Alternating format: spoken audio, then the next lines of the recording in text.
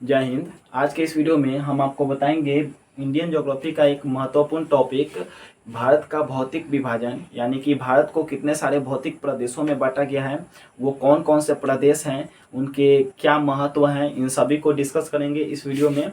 ये Indian geography का part 2 होगा। पार्ट 1 में हमने आपको भारत की स्थिति विस्तार, उसके नामकरण और कर्क रेखा से कौन कौन से राज्य सटे हुए, इन सभी के बारे में बता चुके हैं।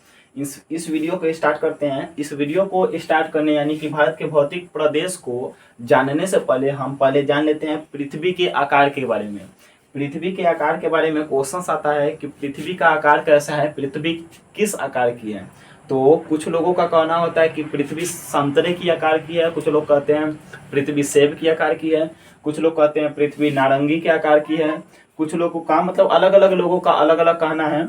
कुछ लोग कहते हैं पृथ्वी चपटी है, कुछ लोग कह रहे हैं पृथ्वी गोल है, कुछ लोग कहते हैं पृथ्वी ऐसे घूम रही है। अजीब अजीब टाइप का कहना। ठीक, पृथ्वी का आकार जो होता है ओरिजिनल में आप देख लीजिए, तो पृथ्वी का आकार जो है ओरिजिनल में मतलब कि ये पूरी तरह से गोलाकार नहीं है। ये पूरी तरह से मतलब कहते हैं बिल्कुल फुल्ली गोलाकार नहीं है। ये कुछ चपटी उपटी मतलब कि कुछ अजीब टाइप का मतलब चपटी वगैरह है। ठीक, इस टाइप का स्ट्रक्चर है। लेकिन पृथ्वी को इस डॉटेड लाइन से हम गोलाकार कर दें तो इस गोलाकार संरचना जो है, इस संरचना को जियोड आकृति बोला जाता है। इसे बोला जाता है जियोड आकृति, यानी कि पृथ्वी की ओरिजिनल आकृति की बात करें तो पृथ्वी जियोड आकृति की है। पृथ्वी की आकृति कैसी है? जियोड आकृति। और क्वेश्चन होता है कि पृथ्वी जो जियोड है, जियोड के आंतरिक अध्ययन मतलब कि इसके आंतरिक भाग के अध्ययन को क्या कहा जाता है? तो इसे जियोलॉजी कहा जाता है। जियोलॉजी होता है आंतरिक का अध्ययन। एक होता है जूलॉजी। जूलॉजी जो जूलॉजी है, इसमें जंतु विज्ञान, जीव जंतुओं के बारे में अध्ययन किया जाता है। ये बायोलॉजी का टॉपिक हो जाता है। यहाँ पे है जियोलॉजी, यानी कि जियोलॉजी के अंतर्गत हम पृथ्वी के आंतरिक संरचना का अध्ययन करते हैं। और आता है, आपसे क्वेश्चन पूछ दिया जाता है कि जियोड के बाहरी अध्ययन को, यानी कि जियोड के बाहरी जो अध्ययन है, बाहरी अध्ययन को क्या बोला जाता है? तो इसे जियोग्राफी। जियोड के बाहर वाले जितने भी अध्ययन हैं, इन सभी अध्ययन को, बाहरी जानकारी को हम जियोग्राफी कहते हैं। और ये इंडियन ज्योग्राफी का एक महत्वपूर्ण सा टॉपिक है, भारत का भौतिक विभाजन। भारत के भौतिक विभाजन यानी भौतिक स्वरूप के आधार पे भारत को कुछ मतलब बहुत सारे भागों में बांटा गया है, जिसमें कुछ इंपॉर्टेंट है। ये उत्तर का विशाल पर्वतमाला, उत्तर का विशाल पर्वतमाला जिसे हम हिमालय भी कह सकते हैं। उत्तर का विशाल पर्वतमाला, ये जो ऊपर वाला भाग आपको दिख रहा है, ऊपर का ये जो भाग दिख रहा है रेड कलर से इसे अंडरलाइन किया गया, ये वाला जो एरिया है ये हम हिमालय को डिनोट किए हैं। यानी कि उत्तर का ये वाला भाग, उत्तर इधर में उत्तर दिशा, नीचे दक्षिण, इधर में पूरब और इधर में पश्चिम वाला एरिया। ठीक, तो उत्तर का विशाल पर्वतमाला, आपसे पूछा जाए कि भारत का सब उत्तर में कौन सा भौतिक प्रदेश है, तो ये आपका आंसर हो सकते हैं उत्तर में विशाल पर्वतमाला है, जिसे क्या कहा जाता है, जिसे प्रॉपर हम नाम दे सकते हैं हिमालय नाम देंगे। ठीक है, अगला है 2 नंबर है उत्तर का विशाल मैदान। उत्तर का विशाल मैदान मतलब कि इस इंडिया के मैप में हम ऊपर में, ये भी उत्तर में ही आ जाता है। ठीक, उत्तर का ये जो भाग है इसे बोलेंगे मैदानी भाग। क्या है ये? मैदानी भाग। और इस मैदानी भाग के अंतर्गत आपके 3 मैदानी भाग, मतलब नदियों के आधार पे देखें तो 3 मैदानी भाग आते हैं। पहला आता है गंगा का मैदान।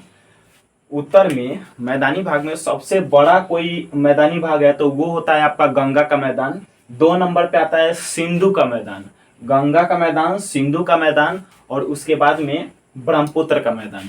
यानी कि इधर में उत्तर प्रदेश, बिहार, इधर में झारखंड, कुछ पश्चिम बंगाल वगैरह इतने जो हैं, इसे गंगा का, इसके अंतर्गत गंगा का मैदान आपका आ जाता है। ठीक, ऊपर में पंजाब हरियाणा कुछ पाकिस्तान में भी चले जाते हैं। इधर में जम्मू कश्मीर वगैरह जो भी है, हिमाचल प्रदेश, इधर में आपका सिंधु का मैदान आता है। सिंधु का मैदान सिंधु नदी के कारण, यानी कि नदी के जो तट पर, नदी के किनारे जो भी बसे क्षेत्र होते हैं, उन सभी में नदी जब बाढ़ आती है तो नदी के जो भी मलबे हैं, कह सकते हैं कि मिट्टी, नई मिट्टी तट पे बिखर जाता है, जिसे हम मैदानी भाग, वहाँ पे एक समतल समतल मैदान का, समतल सतह का निर्माण होता है, जिसे मैदान बोला जाता है।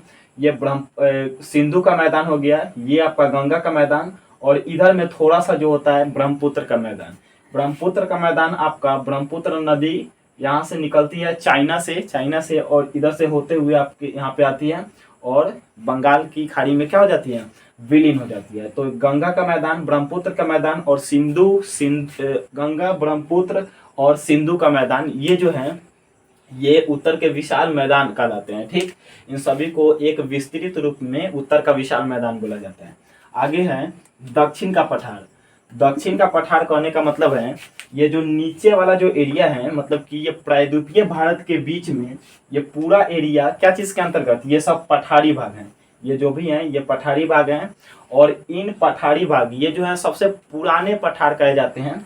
सबसे पुराने पठार, पठार का मतलब होता है वैसी भूमि जो कठोर हो, और कठोर में भी कैसी भूमि, जैसे ये मान लिए ये एक 1000 मीटर की ऊंचाई मान ले, तो यहाँ पे इसके ऊपर में 1000 मीटर से ऊंचा, समुद्र तल से 1000 मीटर ऊपर में अगर कोई सपाट सी भूमि मिल जाए, सपाट मतलब कि एकदम समतल सा, तो इस वाले भाग को हम पठार कहते हैं। ये भाग जो कहलाता है इसे क्या बोलते हैं, पठार। और इधर में अगर 1000 मीटर से ऊपर कोई ऐसे नुकीला भाग मिल जाए तो इसे हम पर्वत बोलते हैं, इसे पर्वत बोलते हैं। 1000 मीटर से नीचे कोई नुकीला भाग मिल जाए तो उसे क्या बोलते हैं, उसे पहाड़ बोला जाता है, उसे पहाड़ कहेंगे।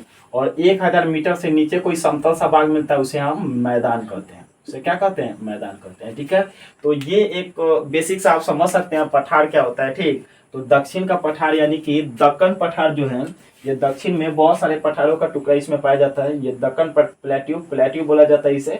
दक्कन पठार में इधर में मालवा का पठार, बुंदेलखंड, बघेलखंड, इधर से होते हुए ये छोटा नागपुर तक में गया हुआ है। छोटा नागपुर का पठार वगैरह ये सब जो भी है ये सब किसके अंतर्गत आते हैं, ये दक्कन के पठार के अंतर्गत आते हैं। ठीक है, अगला होता है दक्षिण का पठार यानी कि दक्षिण का पठार। अगला आपका है, अगला भौतिक प्रदेश के रूप में मरुस्थलीय प्रदेश को रखा गया। मरुस्थलीय प्रदेश कहने का मतलब ये जो थार वाला जो एरिया है, थार वाला मरुस्थलीय, ये जो थार वाला एरिया है, रेगिस्तान, और रेगिस्तान जो राजस्थान में है, ये सब आपके क्या चीज के अंतर्गत आ जाते हैं, ये सब आपके मरुस्थलीय प्रदेश के अंतर्गत आ जाते हैं, थार वाला एरिया। ठीक, तो मरुस्थलीय प्रदेश भी आपके क्या भारत के भौतिक प्रदेश के अंतर्गत आते हैं। ठीक, आगे, और ये मरुस्थल का अर्थ होता है मरी हुई भूमि, यानी कि इस पे कृषि नहीं की जा सकती है, कृषि हो नहीं सकती है बिल्कुल।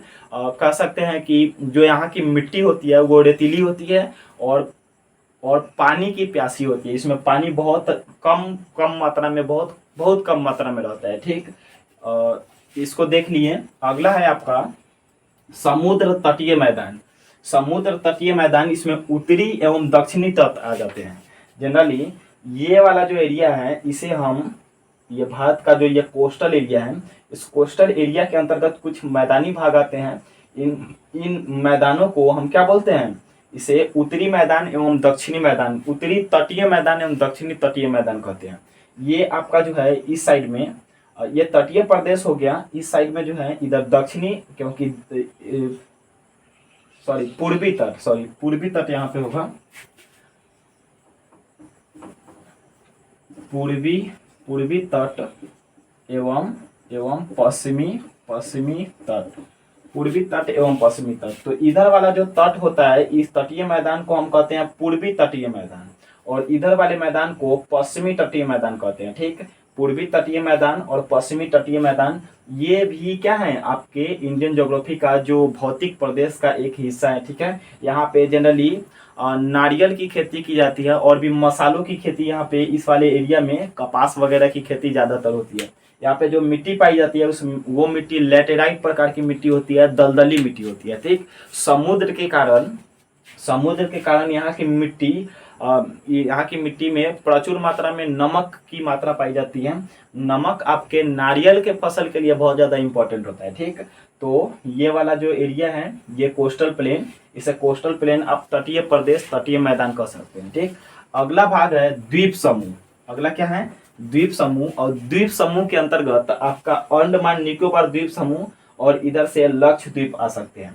अंडमान निकोबार द्वीप समूह आ सकते हैं और आपके लक्षद्वीप, यानी कि ये वाला जो एरिया है इस एरिया को, ये भी भारत का भौतिक प्रदेश, इसे द्वीप कहते हैं। द्वीप क्या होता है? तो द्वीप वैसा क्षेत्र जो पूरी तरह से मतलब चारों तरफ उसके पानी हो, वैसा क्षेत्र जो पूरी तरह से पानी में क्या हो, डूबा हुआ हो, डूबा नहीं कह सकते हैं, वैसा क्षेत्र जिसके चारों तरफ में क्या हो, पानी ही पानी हो, उसे हम द्वीप कहेंगे। जैसे इसके चारों तरफ ये पानी होगा, बंगाल की खाड़ी के पानी इस जितने भी एरिया हैं इस सबके चारों तरफ, लक्षद्वीप के इधर में अरब सागर के पानी मतलब कि इसके चारों तरफ रहते हैं। द्वीप आप समझ लिए। एक होता है प्रायद्वीप। तो प्रायद्वीप क्या होते हैं? भारत का ये वाला जो क्षेत्र है इसे प्रायद्वीपीय भारत बोला जाता है, यानी कि नीचे वाले क्षेत्र को क्या बोलते हैं? प्रायद्वीपीय भारत। प्रायद्वीप का अर्थ होता है वैसा क्षेत्र जिसके तीन तरफ से क्या हो, जल, मतलब तीन तरफ से जल हो और एक तरफ से स्थल हो। तो भारत के इस साइड से, आप पश्चिम साइड से देखें फिर भी इधर से जल मिल जाएगा। आप दक्षिण में देखें, दक्षिण में आपको हिंद महासागर का जल मिल जाएगा। इधर पूरब में देखें तो पूरब में आपको बंगाल की खाड़ी का जल मिल जाएगा। और ऊपर में क्या है? ऊपर में ये खुला हुआ सा मैदान, बिल्कुल कह सकते हैं कि ऊपर में आपका तटीय वाला भाग, ऊपर में आपका स्थलीय भाग है और ये तीन तरफ से जलीय भाग। तो इसे हम प्रायद्वीपीय भारत कहते हैं। इसे क्या बोलते हैं? प्रायद्वीपीय भारत बोला जाता है। इस ऊपर वाले प्रदेश को, यानी ऊपर वाला जो एरिया है, इस ऊपर वाले एरिया को, इस लाल कलर वाले एरिया को आप हिमालय यानी कि विशाल पर्वतीय प्रदेश कह सकते हैं। उत्तर का विशाल पर्वतीय प्रदेश। ठीक है, इसके अंतर्गत आपका जम्मू कश्मीर, लद्दाख और इतना भी ये हिमाचल प्रदेश का जितना भी एरिया है, अरुणाचल प्रदेश वगैरह, ये सब हिमालय क्षेत्र के अंतर्गत आ जाते हैं। ठीक है, उसके नीचे में, उसके जस्ट नीचे में आप देखिएगा उत्तर में ही, तो उत्तर का विशाल मैदान आपको बताएं, इसमें सिंधु का मैदान, गंगा का मैदान, ब्रह्मपुत्र का मैदान होते हैं। ठीक है, और इन सभी को एक साथ उत्तर का विशाल मैदान बोला जाता है। ठीक है, यहाँ पे कृषि काफी अच्छी होती है, बहुत अच्छी होती है कृषि। ठीक है, यहाँ पे गंगा, ब्रह्मपुत्र और भी उनके सहायक नदियों के द्वारा क्या मतलब प्लेन एक समतल मैदान का निर्माण किया जाता है। ठीक, आगे इधर वाले में इस वाले क्षेत्र को देख लें, ये है आपका मरुस्थलीय प्रदेश। ये राजस्थान का जितना एरिया है उसका कह सकते हैं कि 70 to 80%, यानी कि 90% तक लगभग क्या आपका जो है मरुस्थलीय प्रदेश के अंतर्गत आ जाता है। इसका नाम, प्रॉपर नाम बोले तो थार मरुस्थल, एकमात्र मरुस्थल, एकमात्र ऐसा रेगिस्तान जहाँ पे जनसंख्या ठीक ठाक पाई जाती है। और कोई भी किसी भी आप पूरे वर्ल्ड में, आपसे क्वेश्चन पूछा जाता है पूरे वर्ल्ड में सबसे अधिक आबादी वाला मरुस्थल कौन है, तो सबसे अधिक आबादी वाला आपका थार मरुस्थल है। ठीक, इस नीचे वाले भाग को देख ले, इस दक्षिणी भाग को, तो दक्षिण में आपको प्लेट्यू मिल जाएंगे, जो होगा क्या मरुस्थलीय प्रदेश पूरे, मतलब ये मरुस्थलीय दक्षिण का पठार हो जाएगा, दक्कन प्लेट्यू हो जाएंगे, दक्कन पठार।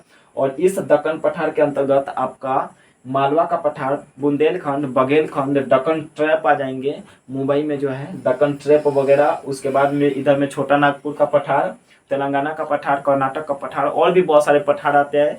और आगे इधर में ये जो एरिया है इस कोस्टल प्लेन, तो इसे बोलता है कोस्टल प्लेन, आप तटीय मैदान कहेंगे, तटीय मैदान इसको कहा जा सकता है। ठीक है, ये तटीय मैदान है। ठीक, और इधर में ये जो द्वीप समूह है, इस द्वीप समूह का भी एक खास महत्व है। ये भी इंडियन ज्योग्राफी, भारत का भौतिक प्रदेश के अंतर्गत आपके द्वीप समूह आते हैं। ये सब भारत का एरिया होता है। ठीक है, आगे ये अंडमान निकोबार द्वीप समूह, और इसमें बहुत सारे छोटे छोटे द्वीप होते हैं, 500 से अधिक। और ये जो है लक्षद्वीप, इसमें 40 लगभग 38-40 तक द्वीप आपके हो सकते हैं। तो ये लक्षद्वीप समूह कहलाता है। ठीक है, तो ये हो गया आपका। आगे में ये हिमालय की चर्चा भी हो गई। नेक्स्ट वीडियो में हम देखेंगे, नेक्स्ट वीडियो में हिमालय के बारे में देखेंगे, यानी कि हिमालय जो है उत्तर का विशाल पर्वतमाला, ये हिमालय का क्या महत्व है, हिमालय के कितने प्रकार हैं, चार प्रकारों में 4 प्रकार हैं, तो 4 प्रकार में क्या सबसे पार का हिमालय, काराकोरम, लद्दाख, जास्कर, पीर पंजाल, वृहद हिमालय, लघु हिमालय, शिवालिक।